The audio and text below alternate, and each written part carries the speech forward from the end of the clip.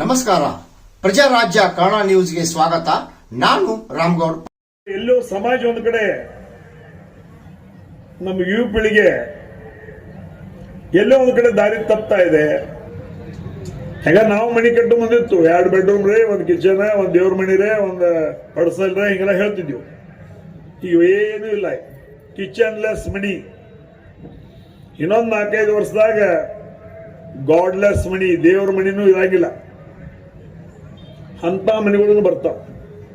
ಅದಕ್ಕೆ ದಯಮಾಡಿ ಶಿಕ್ಷಣ ಕಲ್ತಾವ್ ತಪ್ಪು ಮಾಡಬಹುದು, ಆದರೆ ಸಂಸ್ಕಾರವಂತ ಅದಾವ ತಪ್ಪು ಮಾಡಕ್ ಶಕ್ಯ ಇದೆ, ಎಂದೂ ತಪ್ಪು ಮಾಡೋದಿಲ್ಲ.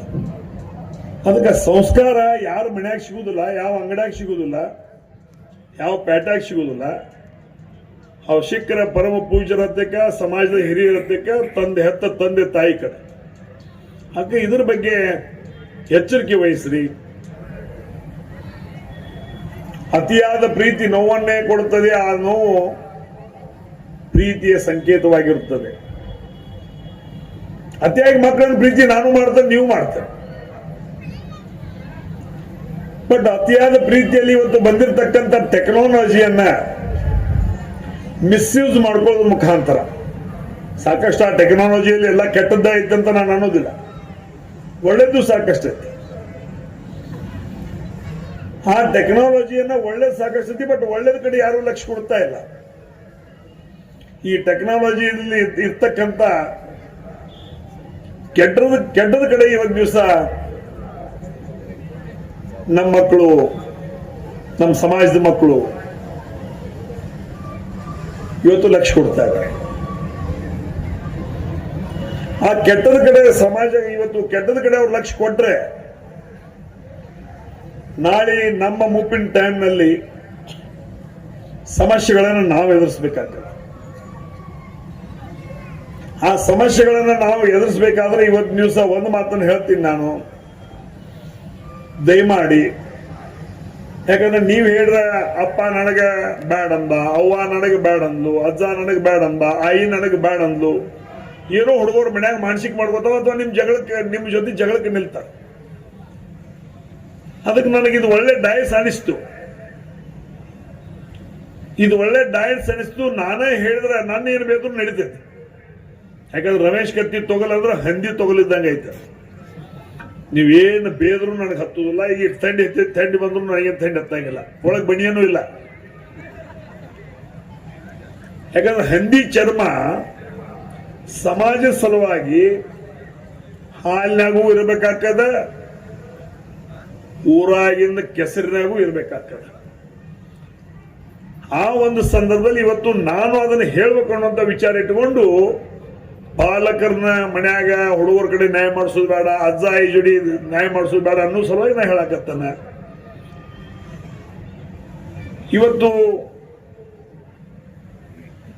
ಅವೇನ್ ಮಗಳನ್ನ ಮಗನೋ ಮಗಳು ಅವೇನ್ ಬೇಡ್ತಾ ಮಾಡಿಕೊಂಡ್ರಿ, ಉಣ್ಲಿ ತಿನ್ಲಿ.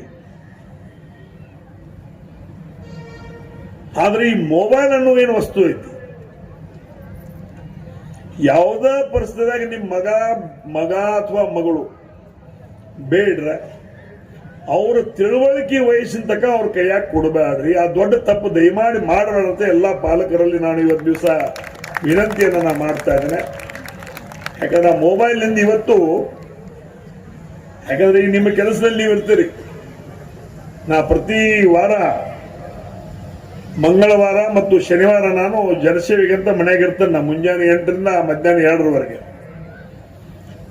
ಬಂದೆಲ್ಲ ಹೊಲ ಮಣಿ ನ್ಯಾಯ ಬರ್ತಿದ್ದು, ಬಾಟ್ಲಿ ನ್ಯಾಯ ಬರ್ತಿತ್ತು, ಹೊಲ ಕಡಿಮೆ ಬದ್ಧತೆಯಿಂದ ಬರ್ತಿತ್ತು, ಸಣ್ಣ ಪುಟ್ಟು ಅಣ್ಣತಮ್ಮರ ನ್ಯಾಯ ಬರ್ತಿದ್ದು, ಅತ್ತಿ ಸೊಸಿ ನ್ಯಾಯ ಬರ್ತಿದ್ದು, ಏನೇನು ಸಾಮಾನ್ಯವಾಗಿ ಸಾಮಾಜಿಕವಾಗಿರ್ತಕ್ಕಂಥ ಒಂದು ನ್ಯಾಯ ಬರ್ತಿದ್ದು. ಬಟ್ ಈಗ 3-4 ವರ್ಷದಲ್ಲಿ ಏನ್ ನ್ಯಾಯ ಬರಾಕತ್ತಾವ, ಈ ಮೊಬೈಲ್ ನ್ಯಾಯಗಳು ಬರಾಕತ್ತಾವ. ಬಟ್ ಒಮ್ಮೆ ಮನಸ್ಸೈತ್ಲ ಇದನ್ನ ದೂರದೃಷ್ಟಿ ಹೋಗಿ ನೋಡಿದೆ.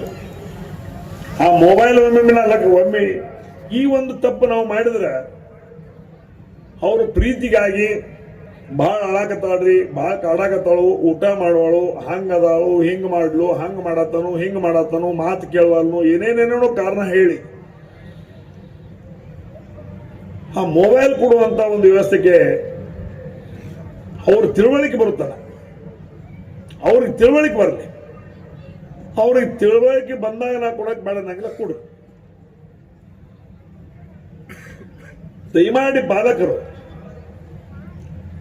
ಇವತ್ತೇನ ಮನ್ಯಾಗ ನಿಮ್ಮ ಹುಡುಗ ಅದ ಮಗಳ ಬೇಡ್ರು ಸಹಿತ ರಮೇಶ್ ಕತ್ತಿ ಕೊಡಬಾರ್ದು ಹೇಳಿದ ನನ್ನ ಹೆಸರು ಹೇಳಿ. ಅವ ಏನ್ ಬೇದ್ರ ನನ್ನ ಬೈಲಿ, ಅವಳು ಏನ್ ಬೇದ್ರ ನನ್ನ ಬೈಲಿ. ಆದ್ರ ನೀವಾಗಿ ಅತಿ ಪ್ರೀತಿ ಮಾಡಿ ಅಳಾಕತ್ತ, ಊಟ ಬಿಟ್ಟ, ಹಂಗಾತ ಹಿಂಗಾತ. ನಾವು ಮೂರು ದಿವಸ ಊಟ ಬಿಟ್ರೆ ತಿರುಗಿ ನೋಡಿಲ್ಲ ನಮ್ಮ ಅವು ನನ್ನ ಕಡೆ. ನಾವು ಸುಮ್ಮ ಭಾಷಣ ಹೇಳ್ತಾರೆ 3 ದಿವಸ ಊಟ ಬಿಟ್ಟಿದ್ದೆ. ನಾವು ಯಾರ ಮನ್ಯಾಗ ಹೋಗಿ ರವಾದುಂಡಿ ಹುರಿದು ಶೇಂಗಾ ಕಾಳ ತಿನ್ನು ನಮ್ಮ ದೇವಸ್ಥಾನ ನಾವು ಇರ್ತಿದ್ವು. ಸುಮ್ಮ ನಮ್ಮ ಅವನ ಮುಂದೆ ಊಟ ಬಿಟ್ಟಿವತ್ತ ನೆವ ಇರ್ತಿತ್ತು. ಹಂಗ ನಿಮ್ಮ ಮಕ್ಕಳು ಯಾರು ಊಟ ಬಿಟ್ರು ಮಕ್ಕಳು ಆ ಕಡೆ ಈ ಕಡೆ ತಿನ್ಕೋತ ಮಾಡ್ಕೋತ ತಿರುಗಾಡ್ತಿರ್ತ. ದಯಮಾಡಿ ಅವ್ರು ಹಠ ಮಾಡಿದ್ರೆ ಮೊಬೈಲ್ ಮಾತ್ರ ಕೊಡಿಸ್ಬೇಕು. ಯಾಕಂದ್ರೆ ಅವ್ರಿಗೆ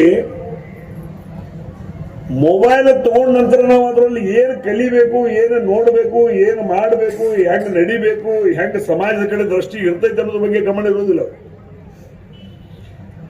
ಅದಕ್ಕೆ ದಯಮಾಡಿ ಮೊಬೈಲ್ನಿಂದ ಇವತ್ತು ನ್ಯೂಸ್ಗಳಲ್ಲಿ ಸಾಕಷ್ಟು ನೋಡಕತ್ತಿದ್ರಿ, ಬರಾಕತ್ತಾವ.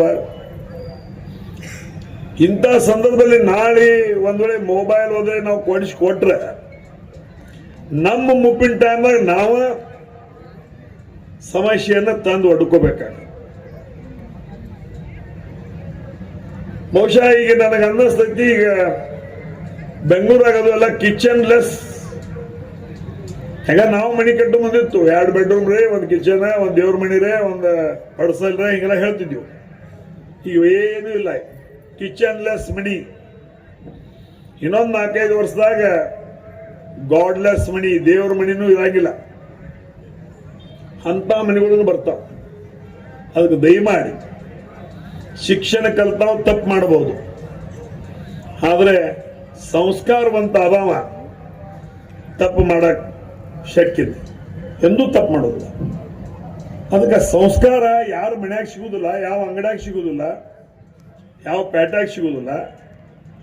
ಅವ್ ಶಿಖರ ಪರಮ ಪೂಜ್ಯರ ಹತ್ತಕ್ಕ, ಸಮಾಜದ ಹಿರಿಯರ ಹತ್ತಕ್ಕ, ಹೆತ್ತ ತಂದೆ ತಾಯಿ ಕಡೆ. ಹಾಗೆ ಇದ್ರ ಬಗ್ಗೆ ಎಚ್ಚರಿಕೆ ವಹಿಸ್ರಿ. ಮತ್ತು ಅವ್ರು ಏನು ಕಲಿತಾರ, ಮಗಳು ಏನು ಕಲಿತಾರ ಅದ್ರ ಕಡೆ ಅವ್ರು ಲಕ್ಷ್ಯ ಕೊಡ್ರಿ, ಅವ್ರ ಕಡೆ ಅವ್ರನ್ನ ಕಲಿಸ್ರಿ. ನಿಮ್ಮ ಒತ್ತಾಯ ಅನ್ನೋದಲ್ಲಿ ಇರಬಾರ್ದು ಅನ್ನುವಂಥ ಮಾತನ್ನ ಈ ಸಂದರ್ಭದಲ್ಲಿ ಹೇಳ್ತಾರೆ. ಎಡವಟ್ಟು ಮಾಡೋದ್ರಿಂದನೋ, ಮಗಳು ಎಡವಟ್ಟು ಮಾಡೋದ್ರಿಂದನೋ ಅವ್ರೇನೋ ಸಾಧಿಸಬಹುದು. ಆದ್ರೆ ಸಮಾಜದಾಗ ಅವ್ವ ಅಪ್ಪನ ಗೌರವ ಕಡಿಮೆ ಮಾಡೋ ತಾಕತ್ ಅವ್ರಿಗೆ ಹೆಂಗೈತಿ? ಅವ್ವ ಅಪ್ಪ ತೆಲಗ ತಲೆ ಹಾಕಿ ನಡೆಯುವಂತ ಕೆಲಸ ಅವ್ರಿಗೆ ಯಾರು ಮಾಡಕ್ ಹಕ್ಕು ಕೊಟ್ಟಾರ? ಅವ್ರಿಗೆ ಯಾರು ನಾವು ಹಕ್ಕು ಕೊಟ್ಟಿಲ್ಲ. ನಮ್ಮ ಸಮಾಜದಾಗ ನಾವು ಹುಟ್ಟಿದೀವಿ, ಬೆಳೆದೀವಿ, ಗೌರವದಿಂದ ಬದುಕಿದೀವಿ. ಸಾಯುತಕ ಗೌರವದಿಂದ ಬದುಕಬೇಕು ಅಂತ ಅನಿಸ್ತೈತಿ, ಅನ್ಕೋತೀವಿ. ಹೆದಿ ಮಾರಿ ಮ್ಯಾಗ ಮಾರಿ ತಿರುಗಾಡ್ಬೇಕಂತ ಅನಿಸ್ತೈತಿ, ಅನ್ಕೋತೀವಿ. ಆದ್ರೆ ಹುಡುಗರು ಮಾಡೋ ತಪ್ಪಿನಿಂದ ನಮ್ಮ ಮಖ ತೆಳಕಾಗಿ ಆ ಹಕ್ಕು ಅವ್ರಿಗೆ ನಾವು ಕೊಟ್ಟಿಲ್ಲ. ಅಟ್ಲೀಸ್ಟ್ ಅವ್ರೇನ್ ಮಾಡ್ತಾರೆ ಮಾಡ್ಕೊಳ್ಳಿ, ನಮ್ಮನದೇ ಸಮಾಜದಾಗ ನಾವು ಮಾರಿ ಮ್ಯಾಗ ಎತ್ತಿ ತಿರುಗಾಡುವಂಗ, ಸಮಾಜದಾಗ ಎದಿ ಉಬ್ಬಿಸಿ ನಾವು ತಿರುಗಾಡುವಂಗ ನಮ್ಮ ಶಕ್ತಿಯನ್ನ ದಯಮಾಡಿ ಅವ್ರು ಕಸ್ಕೋಬಾರ್ದು. ಆ ಕಸ್ಕೊಳ್ಳೋದಕ್ಕೆ ಇವತ್ತು ದಿವಸ ಈ ಮೊಬೈಲ್ಗೆ ನೀವು ಕಡಿವಾಣ ಹಾಕಿದ್ರೆ, ಅಥವಾ ಎಕ್ಸ್ಟ್ರಾ ಟೆಕ್ನಾಲಜಿಗೆ ಏನ್ ನಿಮ್ಗೆ ಬಂದೈತೆ ಅದರ ಕಡೆ ತಾವು ಹೆಚ್ಚಿನ ಗಮನ ಕೊಟ್ಟು ಅದನ್ನು ಸರಿಸಿ ಸಂಸ್ಕಾರ ಕೊಟ್ರೆ ಇವತ್ತು ಎಷ್ಟೋ ಸಮಾಜಕ್ಕೆ ಉಪಯೋಗ ಆಗ್ತದೆ, ನಿಮ್ಮ ಮನೆತನಕ್ಕೆ ಉಪಯೋಗ ಆಗ್ತದೆ, ನಿಮ್ಮ ಮಗನಿಗೆ ಉಪಯೋಗ ಆಗ್ತದೆ ಅನ್ನುವಂಥ ಮಾತನ್ನು ಹೇಳಿ ಇವತ್ತಿನ ಕಾರ್ಯಕ್ರಮಕ್ಕೆ ಹೆಂಗಿರಬೇಕು ಅನ್ನೋದನ್ನ ಇವತ್ತು ದಿವಸ ಗಮನ ಇಡೀ